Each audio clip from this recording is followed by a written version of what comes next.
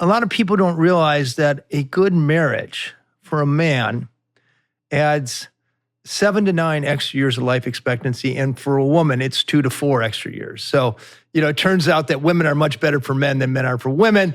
But nevertheless, everybody benefits from that Harvard study. Yes, exactly. Yeah, from a good, from your knowledge of a good relationship, how do you think it adds good years to our lives?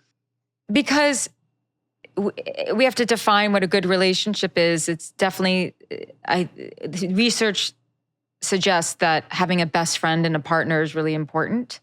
And you have this person, this companion who is there to sort of co-regulate with you. I mean, that's really what you want, is someone, I had a conversation recently at a dinner with a woman who was married, happily married for 24 years. And she said that her marriage, and she's a very successful CMO, and she said that her marriage is her greatest accomplishment. It's the thing that she feels most proud of. So I asked her, I said, what are the top 1 or 2 keys to a successful marriage? And she said, number 1, never keep score. There are going to be days where you're going to be at 80%, your spouse is going to be at 20%. You need to actually put in the extra work. It's all going to balance. If you're both committed, it's all going to balance itself out. And then the second one was, if you need something, say it. And so what is it about that adds life? Having that person to co-regulate with, having that person to build a life with, having someone who can be supportive and be your best friend. Yeah. I think there's just some matter-of-fact benefits. Like, I was with my mom and dad recently. They've been married 66 years. Wow. And my mom's getting a little frail, and she tripped over a chair, and her head was going right for the corner of a counter, and my dad caught her. I saw it. My mom would be dead right now. 100%. So I just think, I think women tend to be the health CEO of a family. That's from our Blue Zones research. So this is the best example of how a man benefits, but a man's more likely to eat better, more likely to sleep better, less likely to smoke when they're in a relationship. Than women? That's your research that found? Women are much healthier. They smoke at lower rates. They eat healthier. They're more cognizant, and that's contagious to the partner. Okay, got it. So that's why. But also, they both help co-mitigate stress. There tends to be, I know people fight over money, but you're in an aggregate better financial situation if you're, with a partner. You basically, you're both chipping in on a house or on a couch or whatever it is. And you're there to sort of catch each other, I would say.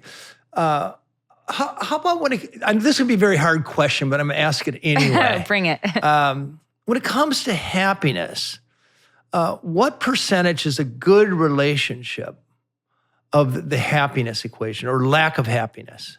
In other words, when you think of all the things that contribute to our happiness or lack thereof, where would you put a good relationship in that stack? Well, let me put it to you this way. I think that you can have all the money that you want in the bank.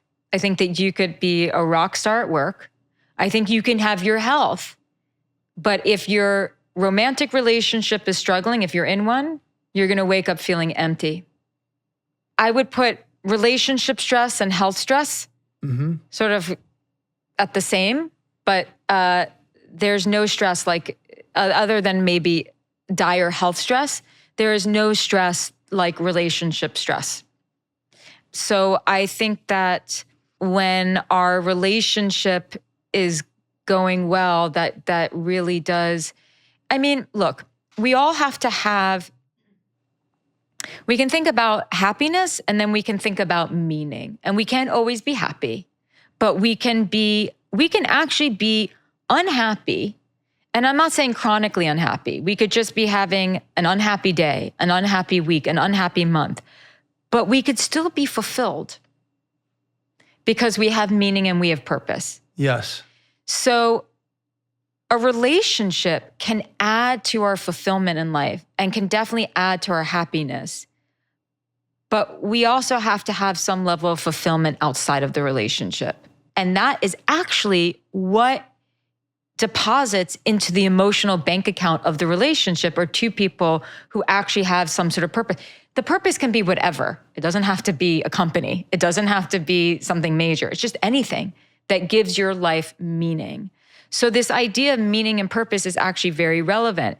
Now, how much does a good relationship contribute to a person's well-being? Hugely. There is no one other than your romantic partner who's going to impact your overall well-being more.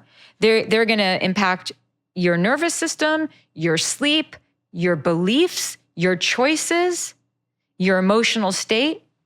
So better choose wisely and better show up in a way that's attuned to that kind of impact.